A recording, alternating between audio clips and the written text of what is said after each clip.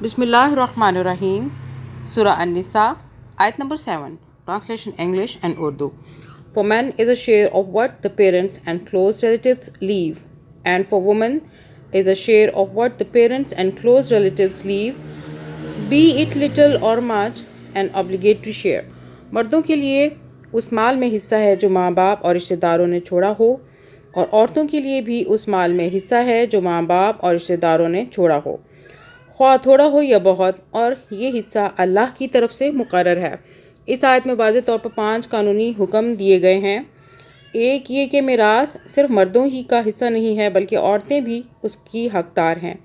दूसरी ये कि मिरास बहरहाल तकसीम होनी चाहिए, ख्वाह वो कितनी ही कम हो।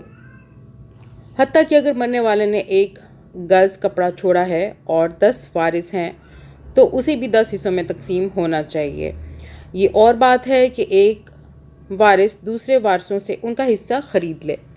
तीसरे, इस आयत से ये बात भी वाज़ेह होती है कि वारिस का कानून हर किस्म के अमवाल व अमलाक पर जारी होगा, ख्वाह वो मनकूला हो या गैर मनकूला, ज़रई हो या सनती या किसी और सनफ माल में शुमार होते हों। चौथे, इससे मालूम होता है कि मिरास का हक़ उस वक्त पैदा होता है जब मौरस कोई माल छोड़ मरा हो। पाँचवें, इससे ये कायदा भी निकलता है कि करीब तर रिश्तेदार की मौजूदगी में बाईद तर रिश्तेदार मिरास ना पाएगा।